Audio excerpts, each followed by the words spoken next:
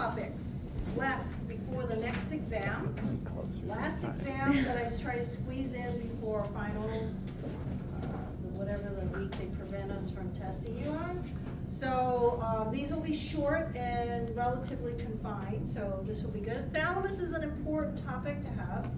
The thalamus is part of our diencephalon. That's our big embryonic category. Within the diencephalon, we have the epithalamus, the subthalamus, the hypothalamus, and the thalamus. Those are the four big categories in a diencephalon.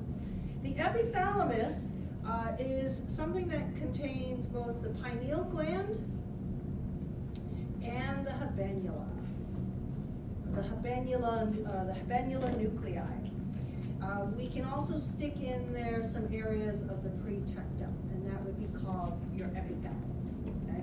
So in the pineal gland, we get that name for its pine cone shape. So you can see it here. There is a pineal stalk. Okay? So there's just a little kind of like an infundibular stalk that it attaches, and then at the very base of the stalk will be the posterior commissure. Okay?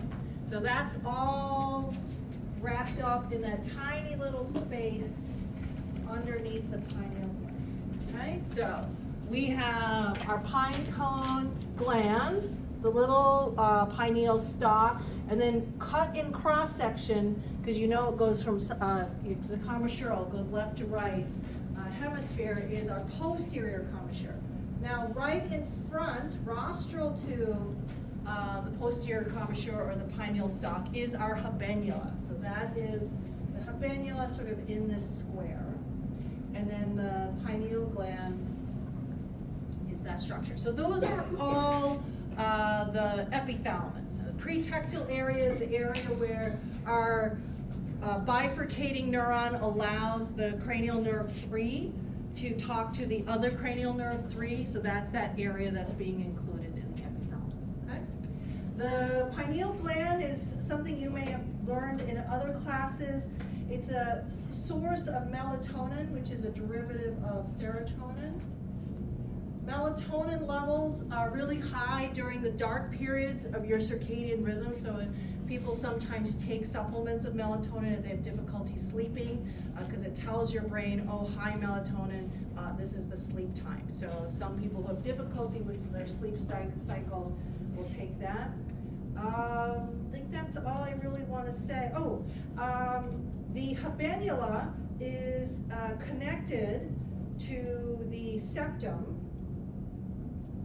to the habenula via the stria medullaris, which is a structure which kind of came up in the lab. Okay, so that's really all I really want you to know about the epithalamus. Okay? The subthalamus, we had kind of dealt with it.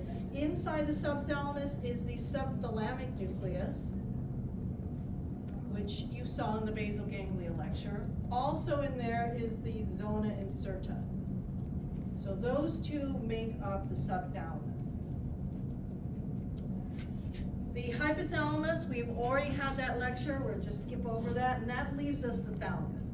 The thalamus is now the biggest part of the diencephalon. It makes up about 80% of our diencephalon in mass. It's bilateral, it's separated by the third ventricle, all of these things that you should know. We know that it can be connected by a thalamic adhesion or a massa intermedia, the intrathalamic adhesion, but it really, we don't feel like it does anything because only 70 to 80% of our brains might have the intrathalamic adhesion. So we don't think it does anything important since about a third of us don't have them. Okay? Now, the way to think about the thalamus is that it is a massive relay point. Okay, so it's a relay structure, literally all sensory with the exception of one. And that is olfaction. Olfaction does not run through the thalamus. but every other sensory modality that you have has a reason to be in the thalamus at one point or another. We all know that basal ganglia, because we just came out, so the globus pallidus and the substantia nigra reticulata, the big outputs of the striatum, their first stop is to go to the thalamus, okay? So we know basal ganglia, cerebellum, have important connections, limbic structures, I'll show some of them in a minute, are involved with the thalamus. And then we have a lot of motor function, okay, outside of the basal ganglia. Okay. So, the point that I'm kind of alluding to here is that we have almost every system we've studied in the brain that will run through the thalamus. So that means when we have thalamic damage, it will imitate almost any kind of damage we could get somewhere else. So as you go to the case studies, your goal is to determine, do I have thalamic damage or do I have cortical damage? Do I have thalamic damage or cerebellar damage? Do I have thalamic damage or basal ganglia damage or limbic system damage or somatosensory cortex? They will look identical with the small exception of how the thalamus will be more unique. Because it's so compressed, all of that's happening in this tiny amount of space where otherwise you're representing the entire cortex. Okay? Okay. So let's start sort of deconstructing the thalamus. We're going to go from small to large. We're going to start with the internal medullary lamina. ILM, or IML. Okay? This is a thin sheet of myelinated fibers that is dividing the thalamus. So it divides between medial versus lateral. Okay, so this is the thalamus repeatedly shown over and over again. All it's doing is adding more division. So let's just look at the most simple version of it. So the internal medullary lamina is just this little dividing point here, dividing the medial, this yellow part, away from the purple lateral part. Okay. So inside that little myelinated strip, we'll have tiny, small nuclei. The intralaminar nuclei. They look like little peas. So there'll be just these little spots, little nuclei within this tiny string of divider, okay? So the intralaminar nuclei have really diffuse, and that is a key, diffuse projections to the cortex and from the basal ganglia as an example. Okay, so the inputs and outputs are really diffuse. What do you think we get from having, what is this setting us up for? When you see really diffuse, not very pinpoint, not point to point, what benefit architecturally do we get when our anatomy has kind of a broad capacity to communicate? Michael? When a certain part of it goes down, there's still something that's stable. Right, so we have a lot of reach, let's say. We can go down, we can go up, we could go downstream, upstream. And what is the best utility for something that has wide reach? You know, we want our alarm systems to have full house or full building capacity to, you know, detect everything. That's a wide reach. Felix? We need to react to something quickly. Right, so the important role for something that has this sort of diffuse circuitry is that the internal medullary lamina is really important for alertness and arousal. Because it can pick up stuff that is visual, auditory, sensory, emotional, you name it. It's got its plugins to all different parts of the brain functionally, and so it can be there to alert and detract from what you're doing right now. Stop what you're doing, stop doing it now. Here's some new information you need, right? So you want to have that kind of global capacity. So the internal medullary lamina, because of this diffuse projections, getting diffuse input, going with diffuse output, its main function is alertness and arousal. In addition, because alertness is often created by pain, it also has a really important role in the pain system. So interestingly enough, some people who have intractable pain, pain that cannot be solved by sort of standard measures of pain management, they can and have gone in and done deep brain stimulation just to some of these small, tiny nuclei in the IML to try to shut down that pain. Okay, so that is another thing that's related to the arousal, because you want to make sure pain always, brings you out of whatever you're concentrating on, right? So it's the master signal. Okay. Now, do not mix this up with how we divide the basal ganglia. We have an internal medullary lamina and we have an external medullary lamina, EML. The EML is between this little blue strip and this purple lateral portion. It's just a really thin sheet of myelin cover, sort of covering just the outer edge, but it's in between this reticular region and between the lateral region. We're not really going to assign it anything, just know that for balance, we have an external medullary lamina as well as this internal medullary lamina. Now, you got to keep them straight from the lateral medullary lamina to the medial medullary lamina that's dividing the GP, et cetera, okay? I get it mixed up because I forget which one is doing the external, internal, lateral, medial. Okay, so let's move on, same picture. Now, the internal medullary lamina then, as it moves, splits, okay, divides. So here's our internal medullary lamina, and it divides, and it surrounds our first major division, and that's the anterior group.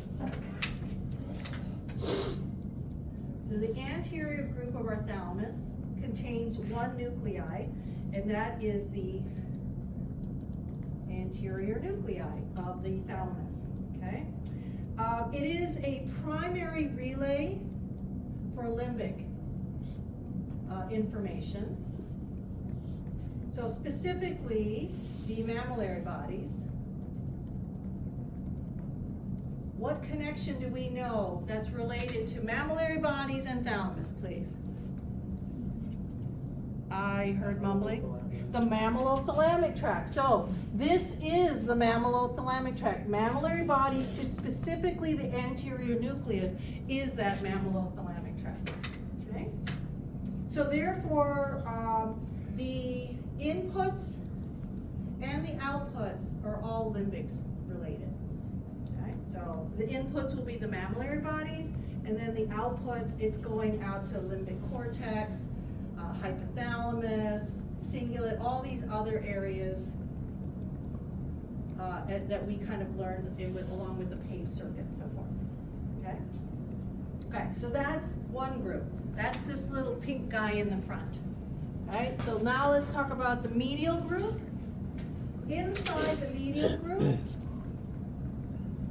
again, is just one nuclei, and that is the dorsal medial nuclei of the thalamus. We call that DM. Okay, and it gets input from areas like the amygdala, the olfactory cortex, basal ganglia, and then its output is prefrontal cortex, is its main target. Okay, so because of this particular anatomy in its involvement with the prefrontal cortex, it is involved with affect and foresight. Okay? So when you damage the dorsal medial nucleus of the thalamus, you're gonna see a lot of symptoms that look like prefrontal cortex lesions. You're gonna see abulia, which is a lack of emotional or motivational drive, the inability to solve problems. Maybe you have a little problem with maintaining your consciousness. You're very in and out in a kind of hazy state. You can't always inhibit inappropriate behavior. So pretty much all the things that we saw with Phineas Gage, right? We sort of attribute prefrontal cortex. The easiest way to remember is what are all the things that Phineas Gage was demonstrating after his accident. So you can see here, if we damage DM, we have to compare it to frontal lobe, prefrontal cortex damage. How can I determine that or the other? Okay, any questions so far? Anterior group, this is gonna be very limbic oriented. You're gonna have emotional, incontinence. Dorsal medial, you're gonna have very high level cognitive thinking, foresight, thinking and planning ahead, executive functions, inappropriate behavior suppression, etc. Felix? Can you real quickly just go over the in and out for the anterior nucleus? It's limbic structures, the mammillary bodies, and then on the output, it's limbic cortex, other areas of the cortex, and things like the cingulate. Okay. Yeah. Thank you. Yep. So pretty much your papes. Yep. So how can we tell the difference between dorsomedial lesion and? It's a really good question. One, it's going to be tough to lesion this very cleanly in the thalamus. One, it's a very small structure to begin with, so we're looking at a really pinpoint lenticular striate. Two, if we see a frontal lobe cortical lesion, it's a tough one to get.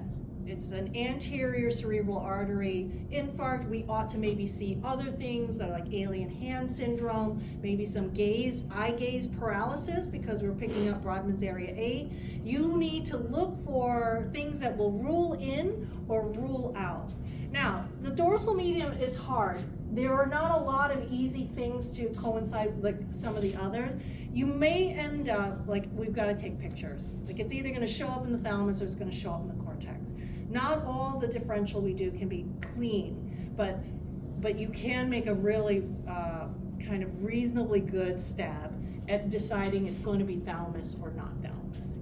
How can they like pinpoint the IML, deep brain stimulation? They can make electrode wires that are smaller than a hair, that have smaller diameter than a hair. Like how do they know? Again, a lot of it has to do with electrophysiology. I'm not sure with the IML, but for example, in the globus pallidus, or the basal ganglia, for Parkinson's, they're trying to activate or inhibit either the globus pallidus or the subthalamic nucleus, right? It depends on the patient, they pick one or the other. And I used to show this video where they're actually videotaping the actual surgery as they're lowering the electrode, and they can hear the basal ganglia fire, because your cells are firing all the time, right? There's a rhythm to them. And when you get to the GP, it has one rhythm, and then when you pass it and go down to the subthalamic, it has an entirely different rhythm. So they're just listening to it, and they're like, we're here. So it is quite amazing how much they know about the behavior. So in here, the intralaminar, they may have something similar, like there is a clue to when they know you're in there. Yeah. But how do you get there without destroying other brain tissue? It's a good question. You can't be certain.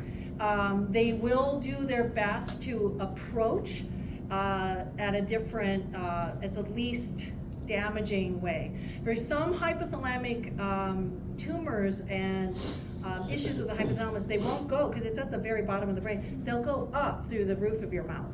So they'll try to miss the whole good stuff up here and go up from underneath to get to like an adenoma, pituitary tumor.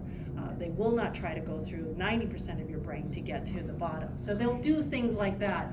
I am not an expert on thalamic, exactly how they approach the thalamus, but that would be a great question to pursue. Yeah, good questions.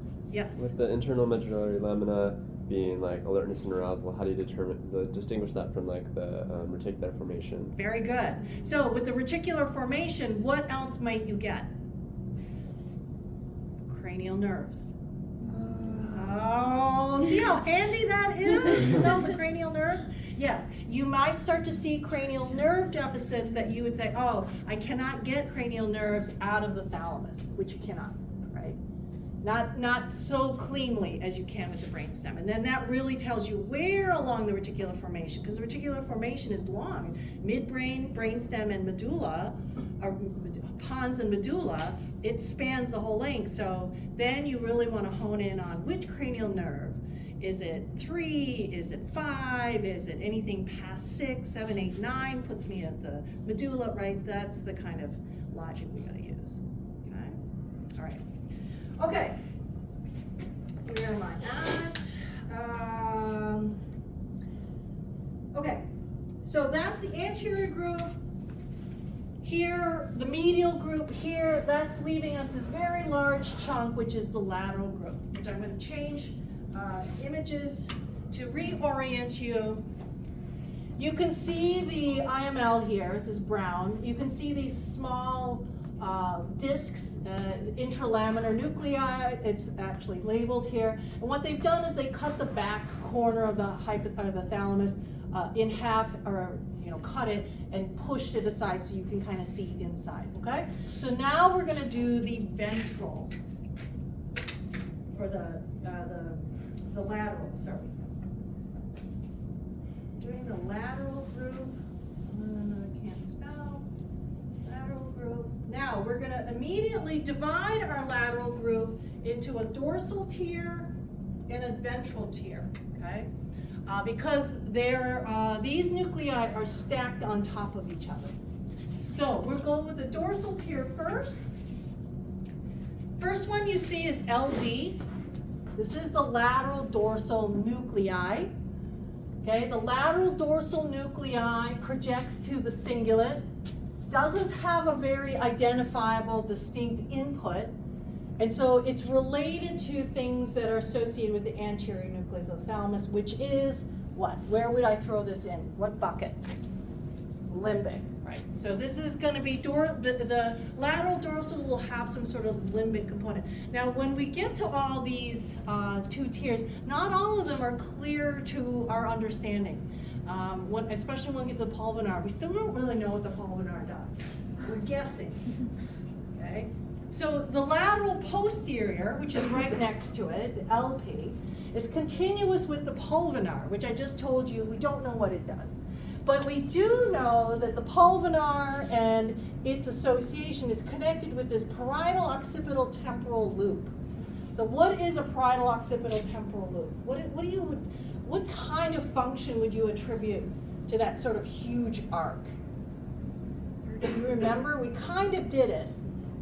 What is it? Associations. It's association cortex. It's our massive, massive association cortex, and it is a massive, massive association loop. But what kind of function do we see with like a parietal lobe damage? Spatial reasoning, like That's right. visualization. That's right. So that is why we think that the lateral posterior nuclei, and then I'm just going to pull up the pulvinar, which we're still not 100% sure that it does this, but we're guessing it does this because of the anatomy, that it has visual, spatial, and somatosensory processing, okay? Giving us our sense of space, of where I am to me and where I am to my environment. The reason I say that we don't really know what these, the pulvinar especially does, is we've seen lesions of the pulvinar with no obvious deficit. So we're not 100% sure, but the reason we attribute it to this is we think that because it's connected to the superior colliculus, it's connected to the parietal lobe, it's connected to this parietal occipital temporal loop, et cetera, et cetera. So we're guessing, but, okay? We'll just go with it does something with visual spatial processing. Okay. Next, we're going to the ventral tier. So this is right underneath. So we've done lateral dorsal, lateral posterior, and we've done the pulvinar as the ventral or the dorsal tier. Now the ventral tree is VA, VL, VP. So the first one is ventral anterior and ventral lateral. VA, VL, we often said this in the basal ganglia lectures. We're going from the basal ganglia to the thalamus, VA, VL. Ventral anterior, ventral lateral are all involved in motor coordination. So if you were to debate, do I have motor cortex damage or do I have VA, VL, that would be how you weight them, because they are going to look very similar. You'll get this sort of paralysis, paresis. You'll see it in a very kind of large swath. The difference is this one will be really big. It is unlikely that you get head to neck, right? Head to neck level muscle paralysis, motor discoordination in your homunculus, right? Because then I have to be inside the longitudinal divide. I have to come up and around and hit the whole lateral side. It's an unusual and unlikely way to have a stroke or a tumor, to be so fine and limited to one gyrus. Owen. What like the stem, like an infarct in the stem of the middle cerebral? But then you would have sensory, you would have language if it's on the left. A stem would be huge, and you should have many more other than just this is going to confine itself to motor.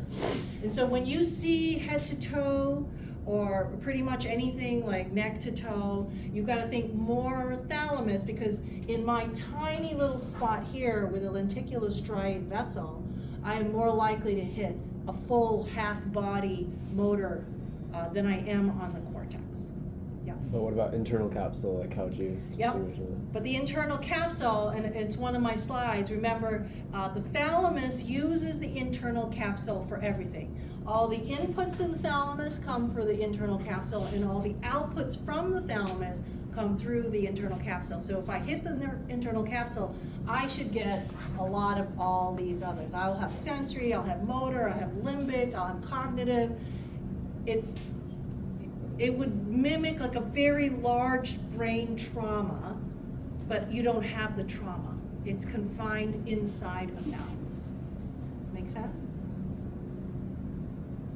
Think about what it would take it to hit the cortex to get everything we just talked about. Right, Cognition, motor, and sensory. That means I have to be in the parietal lobe, I'll have to be in the frontal lobe, I might have to be in the occipital lobe, and the temporal lobe. If you're hitting that many lobes, you have just dropped yourself off of a 20-story building. Like you are going to have lots of damage, and it won't be a mystery. It should not be a mystery to you why your patient is there. Okay? All right, last one is the ventral posterior. So VAVL is motor. Ventral posterior is all that sensory information coming up. Okay? It's both fine touch, vibration, and proprioception. So it's the posterior dorsal column system. It's also pain and temp. So it's both sensory systems are in here, but we do divide it. We have ventral posterolateral and ventral posteromedial. So the lateral is taking in all the sensory information from the body, but the ventral posterior medial is only from the head and the face. So this is mostly all trigeminal from the medial side. So those are big distinctions.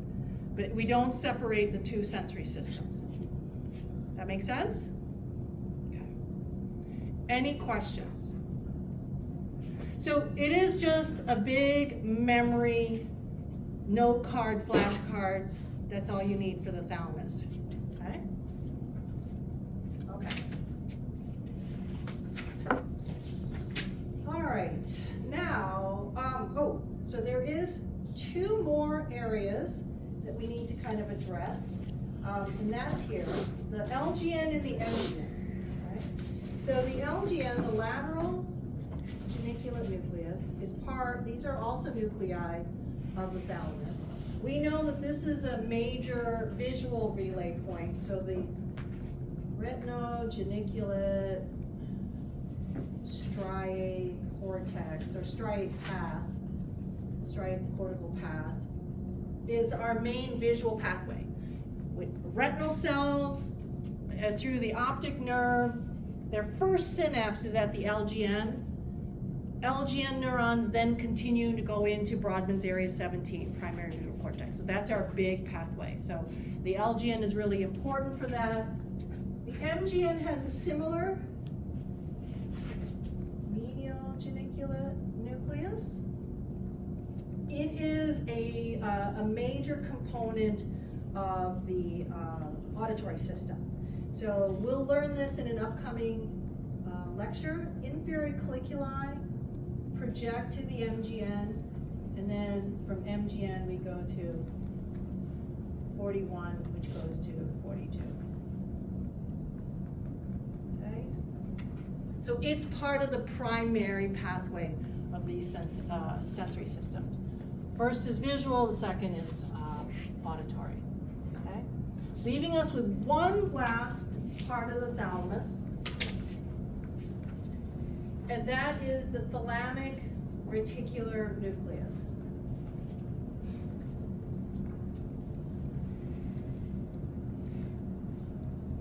Okay? So that is this kind of rind that you see, this blue kind of surface covering. It's only on the lateral side of the thalamus, not the whole thing.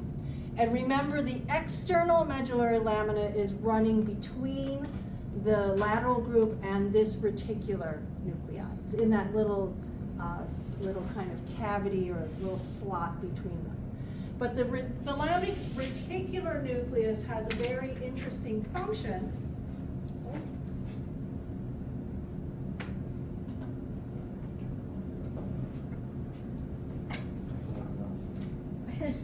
It's so interesting and crashing.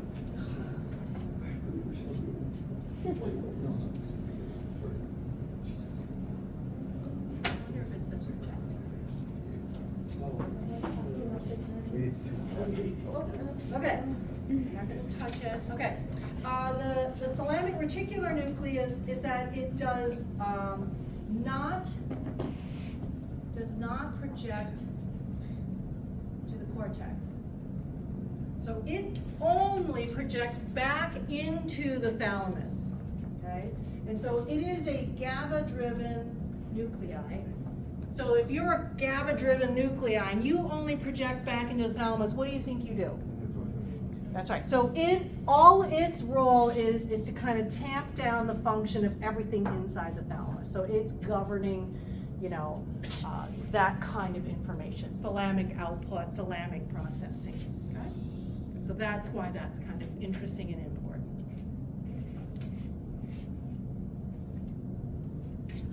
All right. Any questions? What's the orange? This one here. Oh, Here. yeah. It's a central medial, so I'm not dividing it that much. So yeah. Okay. Okay. The next slide. Oh, here's my little summary slide. We started with the IML. Then we have anterior, medial, and lateral groups. Most of them have only one nucleus in there, except the lateral. We can divide the lateral into two tiers, dorsal tier, ventral tier. We have 3 nuclei in each one. And so these, lateral dorsal is limbic, lateral posterior and pulvinar is some type of visual spatial, which we're not 100% sure. The ventral tier, the first 2 are motor, the last one is sensory, and we can divide that even further to medial and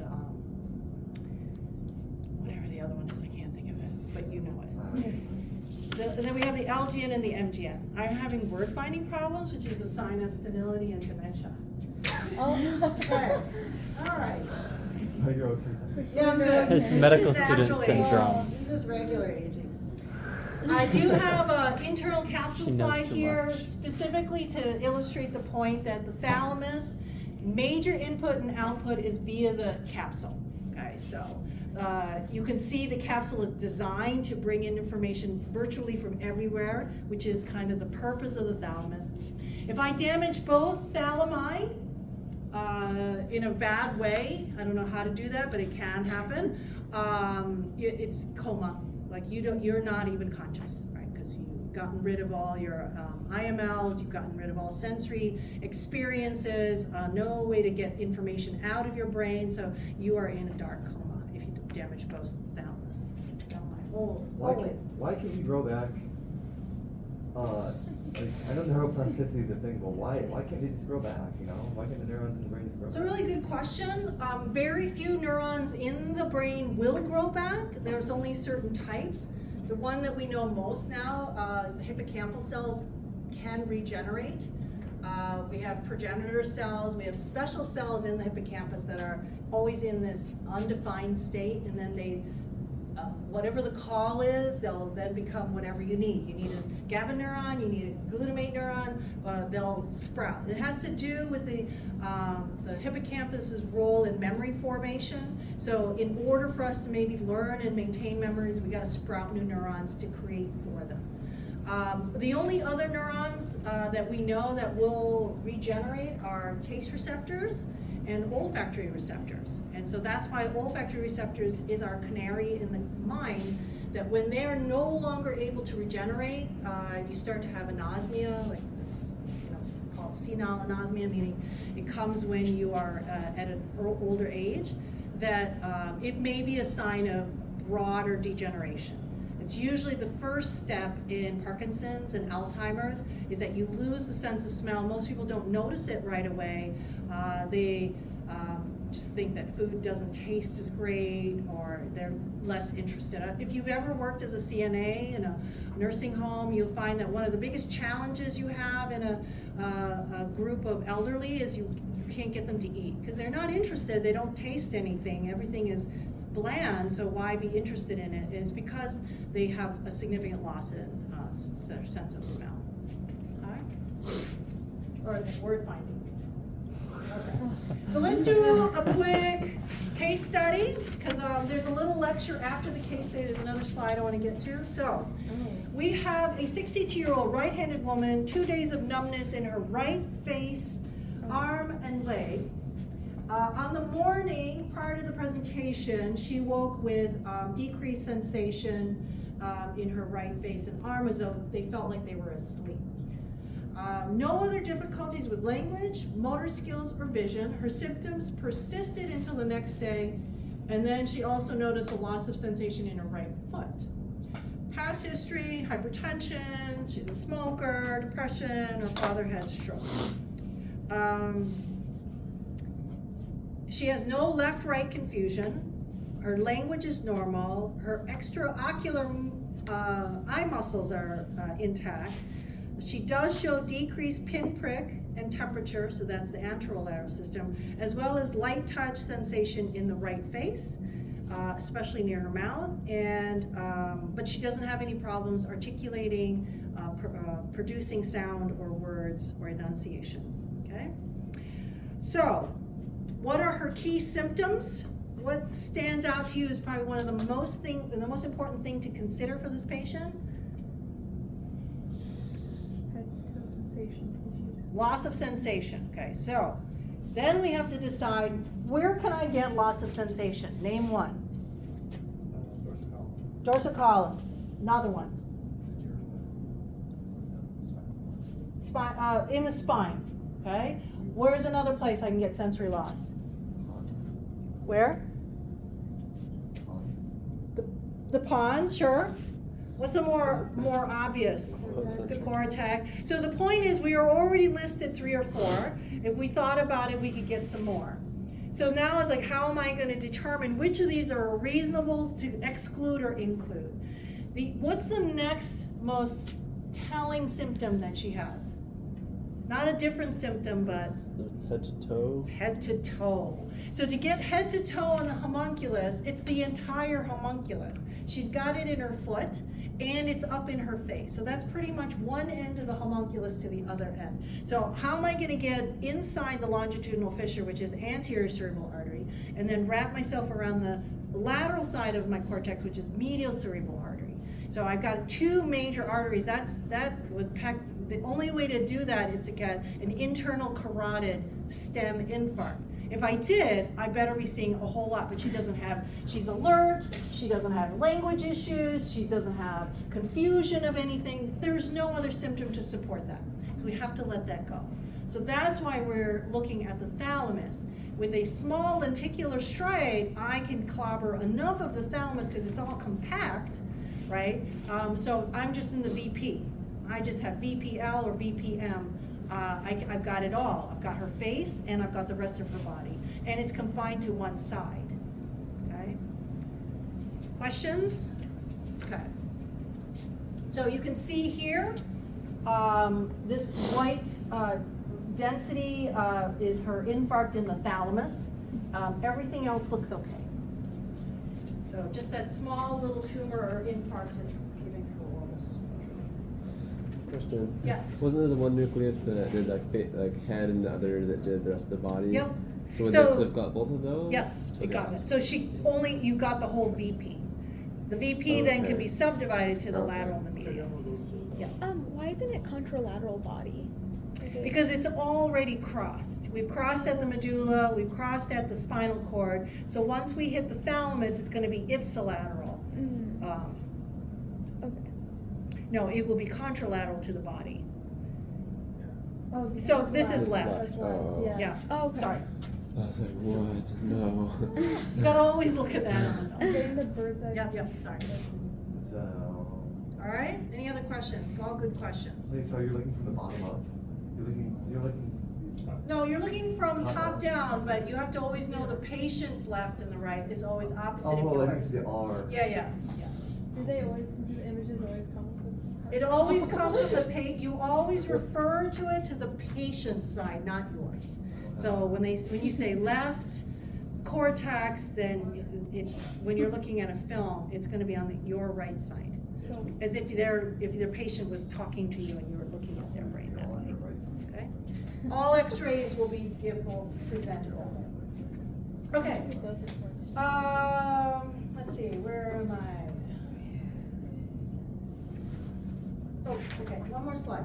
Okay, thalamic lesions and their associated symptoms. There are some additional caveats to the things that we've learned about the thalamus. And one is called the thalamic syndrome. So this is involving any part of the thalamic communication process. So it could be internal capsule going in, the internal capsule going out, the thalamus itself, okay? But it's any of those, but the idea is that you have some type of hemisensory loss.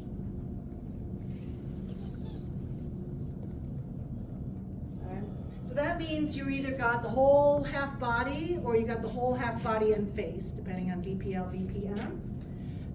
And then once you've had some brief amount of time of having this sensory loss, this gets converted into the thalamic pain syndrome.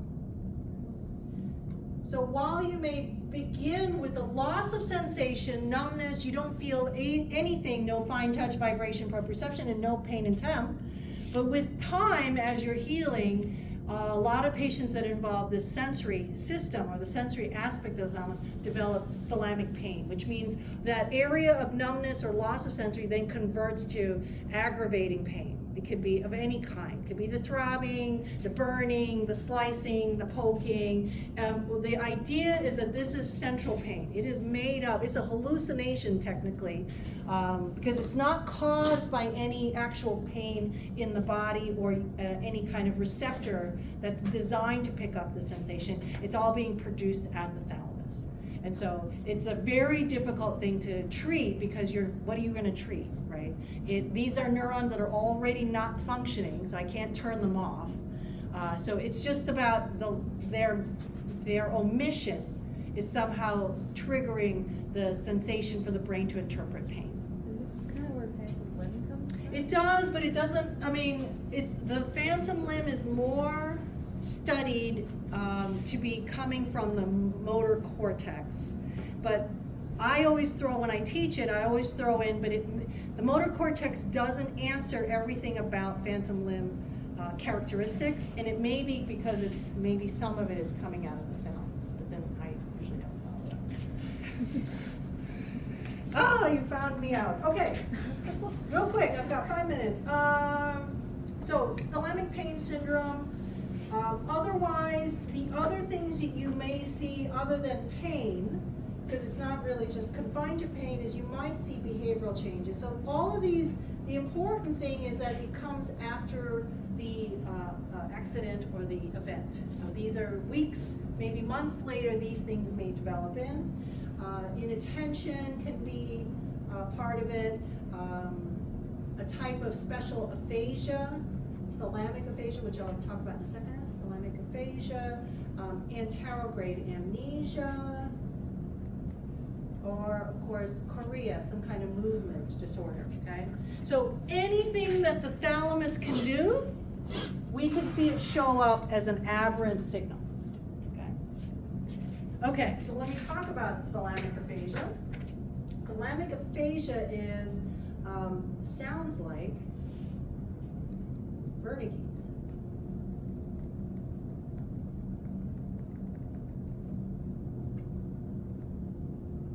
Sounds like Wernicke's aphasia. It's a fluent, nonsensical speech pattern with severe comprehension, impaired comprehension. But what's unique about thalamic aphasia from authentic Wernicke's aphasia, area 22, is that thalamic aphasia is dependent on attentiveness. Okay? So it presents when the individual is not engaged in the conversation or is kind of not really kind of paying attention, but if you're like, hey, listen to me, and then you give them instructions, they understand you fine.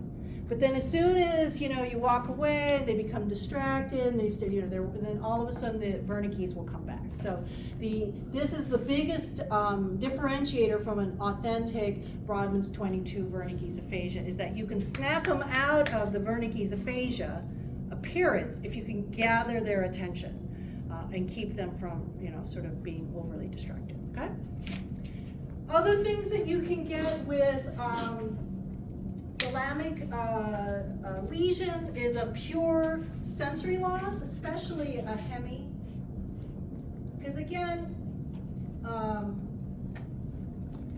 if we think about it cortically, when I say pure, nothing else is wrong. There's no motor deficits, no kind of weaknesses. It's just loss of sensation, and it's kind of head to toe or neck to toe. The fact that I can be so clean with that, if I try to do that in my cortex, I have to lesion not only laterally a very long path, but I have to keep it very narrow. Like I cannot let it slip over into the motor cortex, which is literally adjacent. So the odds are low, if not impossible, because we don't have vascular systems that just cover one gyrus and not the other gyrus. It's not really designed to do that. So we get pure sensory loss. It could be pure motor. It could be just VAVL. It could be, so that's what the sensory motor is. So you would also have hemiplegia, hemi-anesthesia, that would be up here. Okay. But you now know how you would start to parse them with a cortical or basal ganglia or something else. Okay. I think that is it. Yep. Any questions? I made it just on time. William? Hemiplegia is what again? So there's hemiparalysis, but hemiplegia or paresis. So hemiplegia is a lack of paralysis, and hemiparesis is weakness, but not paralysis. So when you're a paraplegic, yeah, you're without. So hemiplegia is only half the body, as opposed to lower extremity, upper extremity. Yes, JD. Is the hemi-sensory loss different than hemi-neglect?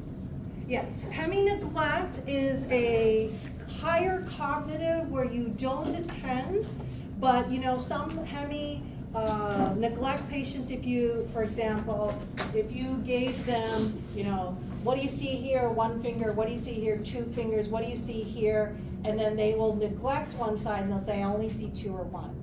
So it's usually always left-sided neglect, so for you, you wouldn't see the one. But if you did something like Okay, how many do you see it and I'm like doing this and I can grab your attention, they can see it. So it's a neglect thing, not a visual thing, not a sensory thing. In the sensory loss, how many sensory loss? It's like they don't see it, they're blind. It's not it's true, genuine blindness, okay? Anybody else? Owen? So honeyfish is just motor? Yes, yep. Question? No? Question? When you induce coma, are you just inhibiting the thalamus? Nope, That's you can enough? get it through cortical damage, thalamic damage, brainstem damage, yeah. Okay. Yeah, coma is a very generic term of just not processing input and output. Sometimes you don't have any damage and someone is still in a coma, but we don't know why. Yeah. All right, happy Friday. I will see you Monday. Have a good weekend. It's supposed to be warm.